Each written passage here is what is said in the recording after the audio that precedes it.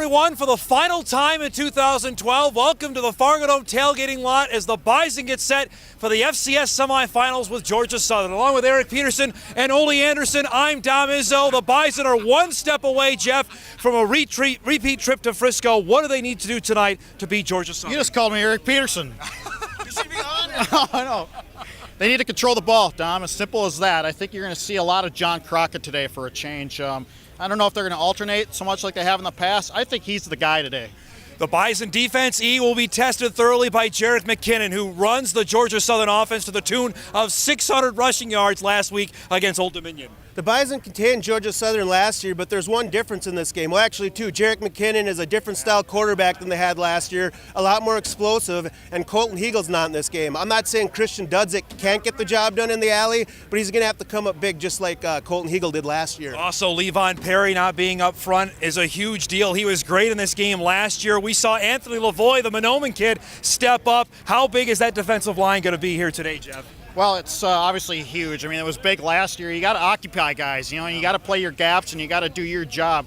That's the key to defending the option. Each guy has to do their assignment and trust the other guy to do theirs. Now, Brock Jensen will make his 33rd straight start today. You've had the great stat all season long, but sometimes he's been the Bison defense worst enemy with his pick six. How big is he going to have to be today if the Bison want to win?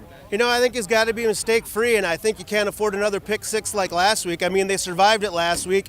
And, maybe he has to make more plays with his legs. They've been willing to run him more as the season's gone on, and he's a big physical guy. And if he can make, one play with his feet, maybe one with his arm, I think the Bison will be in good shape. You said this to me numerous times last year, how Georgia Southern's players in the second half, especially the defense, was reaching for the ground. Their players were bent over. The offense cracked up 350 rushing yards.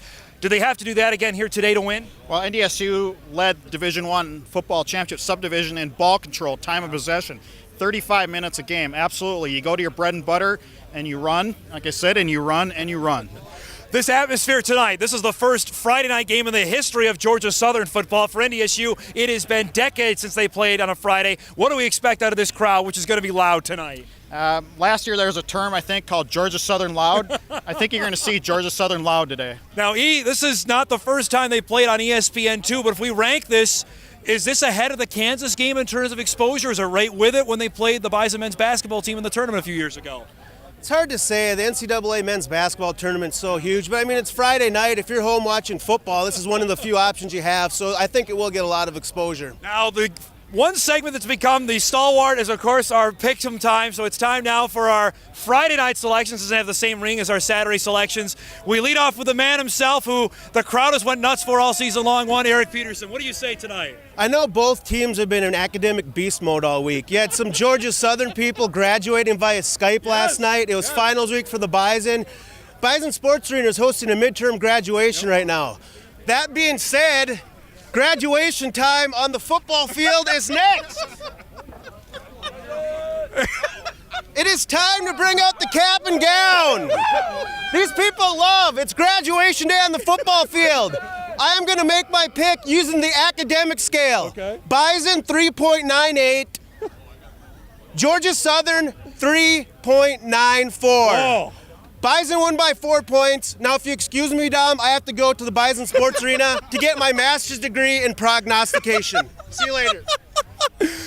There's nothing to follow that up with as he goes off to graduate. I leave it up to you. You got that. How do you follow that performance? Georgia Southern's been a long-standing tradition in this division. They have. And they started back in the 80s with a saying called GATA, G-A-T-A. That's called get after their rear ends. Fill in the blank. And, I think you need help on your props.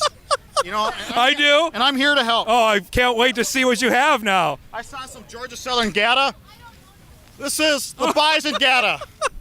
Dom Izzo is going to pick the Bison 27, Georgia Southern 20. That's your pick there. Actually, you know what? I'm one step ahead of you. I haven't had a prop all year, so I have my gold shirt.